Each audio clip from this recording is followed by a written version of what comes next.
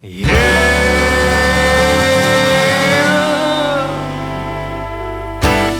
So Pete, we're here. We're in New York. The Eagles have landed. Get it? Eagles?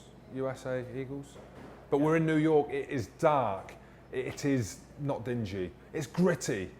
Not ideal. Not ideal. It's not ideal, but it's epic. I absolutely love New York. So we're here.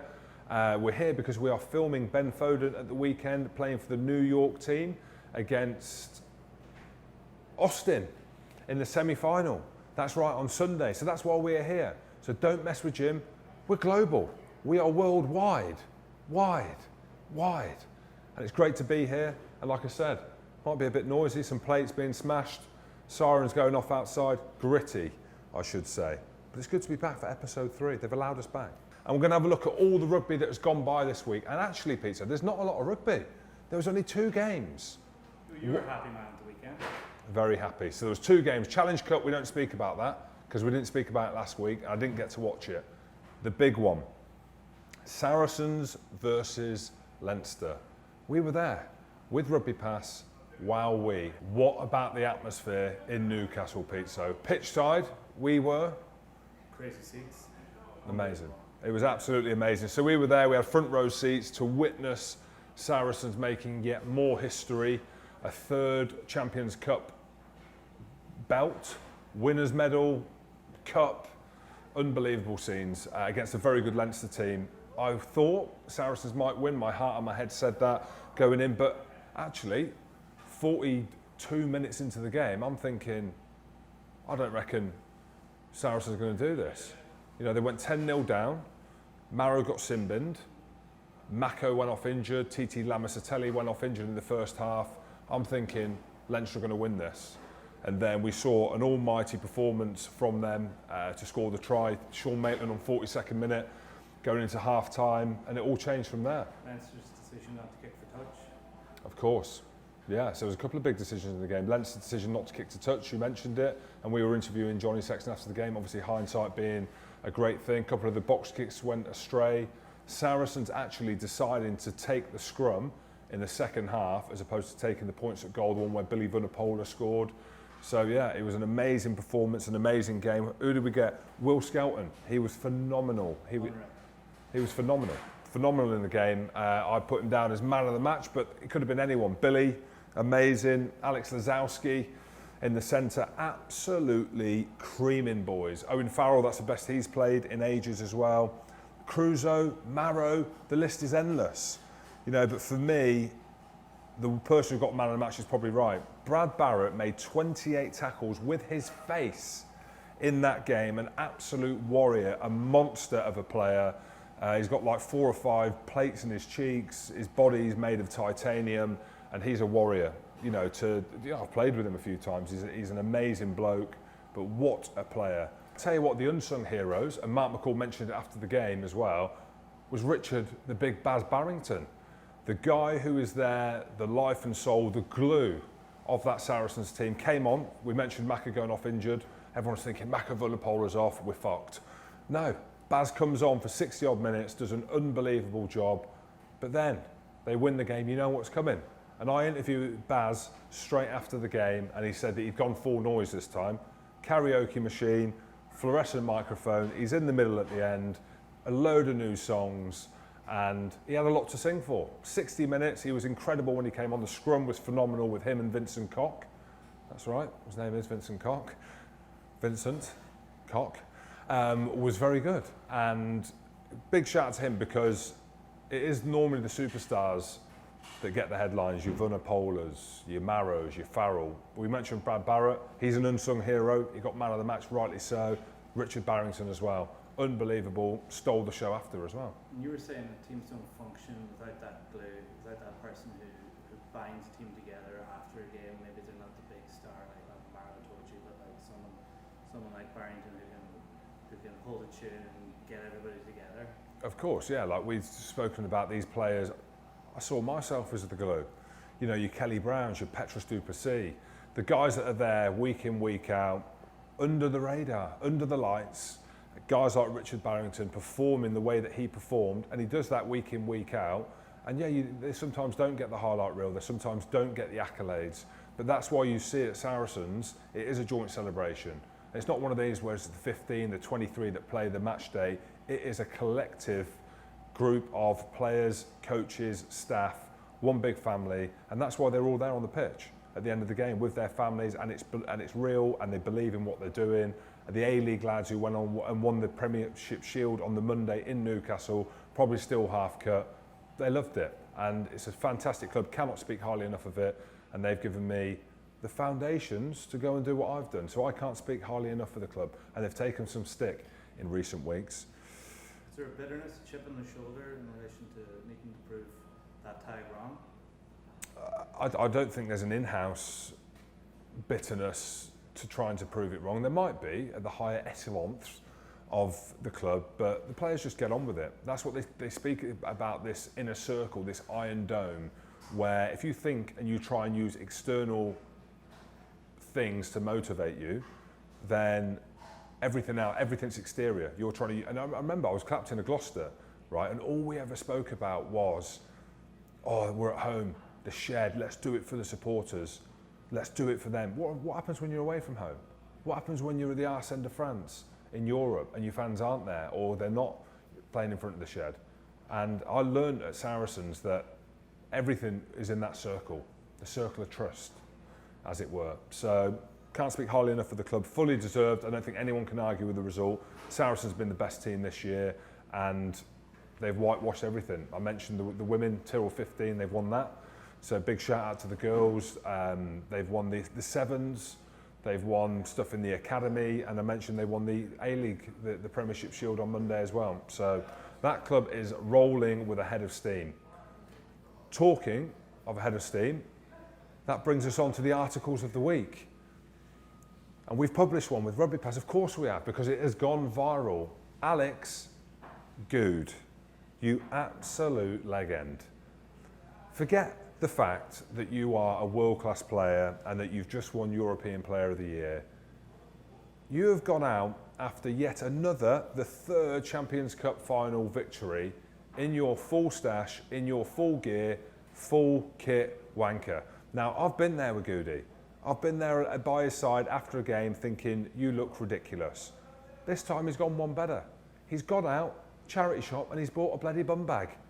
Because he said last year, or the year before when they won it, he lost his phone, he lost his wallet. Not this time.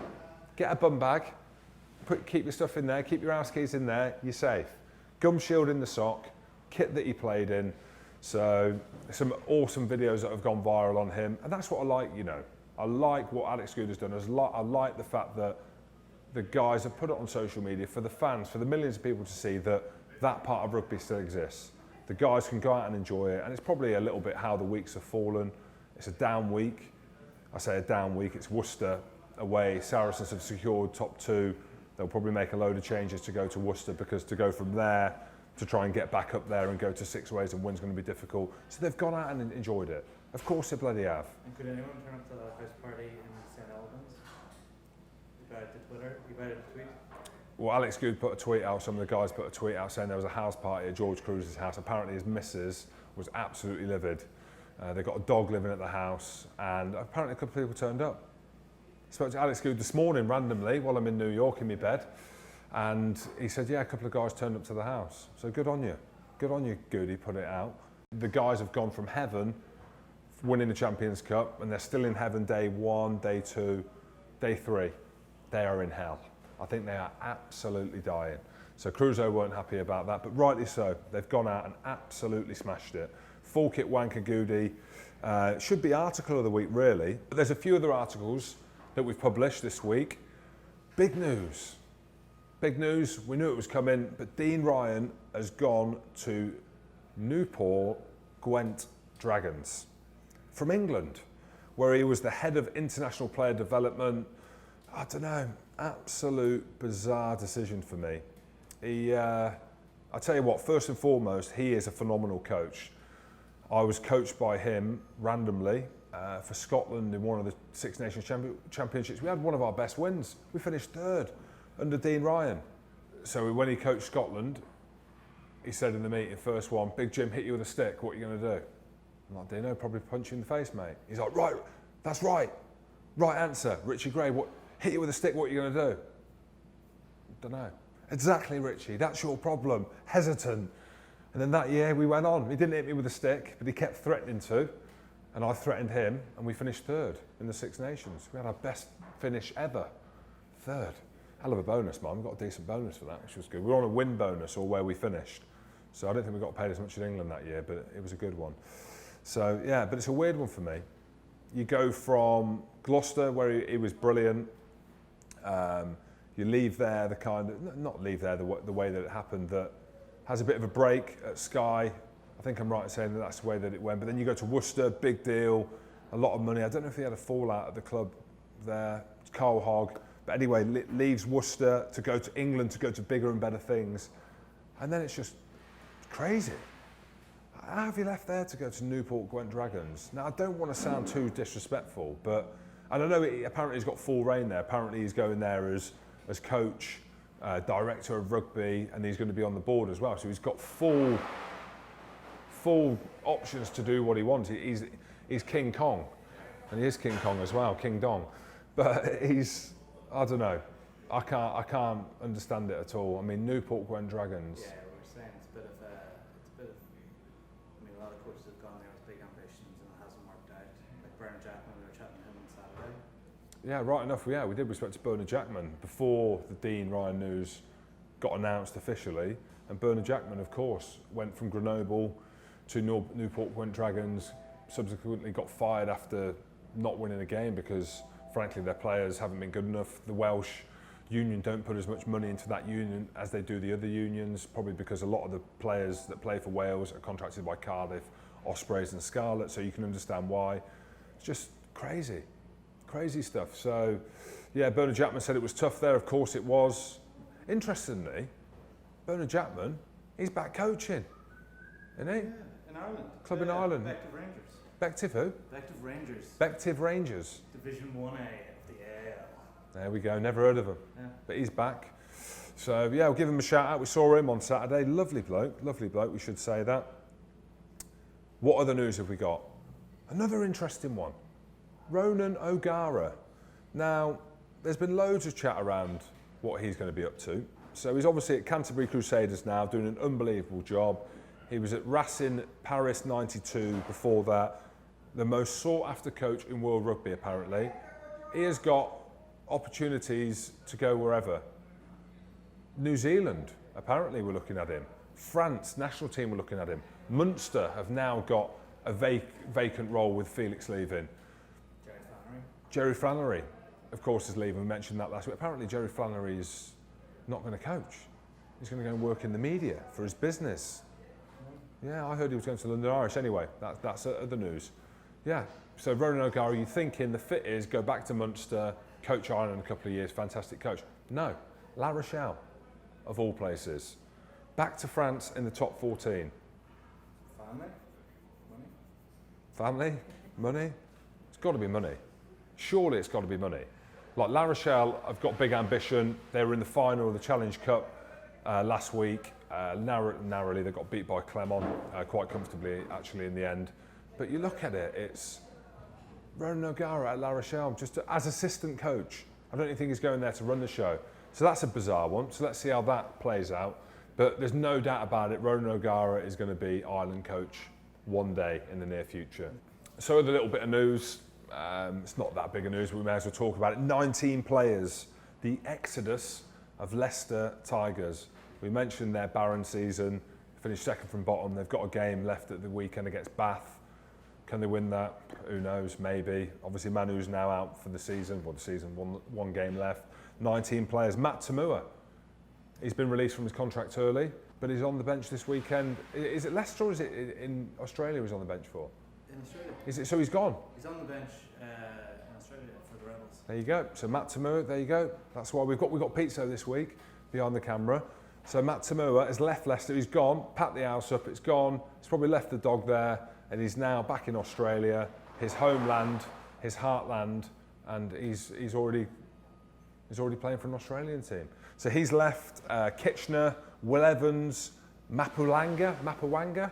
Anyway, he's a good player, the back row. Brendan O'Connor, Joe Ford, just among the 19 players leaving.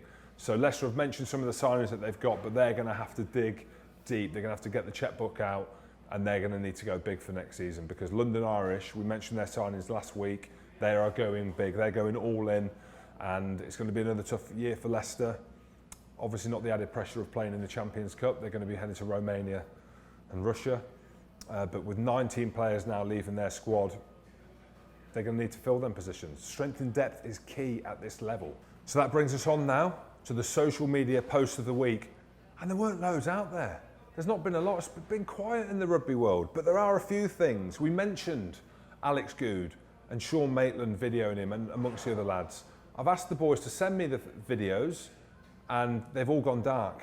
Beer fear at Saracens at the minute is real.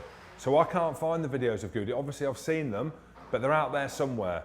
And if not, we've got still pictures of you wearing your full kit on day 2, on day 3, and obviously on day 1 having won the Champions Cup. So Goode, you are in the social media post of the week, but you don't win it. What else have we got? Interestingly, an Instagram one called Rugby Bricks. Maybe it's not that interesting. I thought it was quite an interesting name. They posted a good video on Aaron Smith, the All Black scrum half. Oh yeah, the kick. Taking a kick, Yeah. which a lot of these players do now to practice, where basically you stand opposite the posts, that way you try and kick the ball and try and get it in. I mean, to me it looks absolutely impossible. Not for Aaron Smith. I reckon that's taken 50 attempts for him to get the perfect picture and the perfect video, because it was the perfect video. And New Zealand, they're not decimated, but they lost a lot of their kickers for the World Cup. Aaron Smith, maybe. He could be stepping up. Maybe that's why he's done it.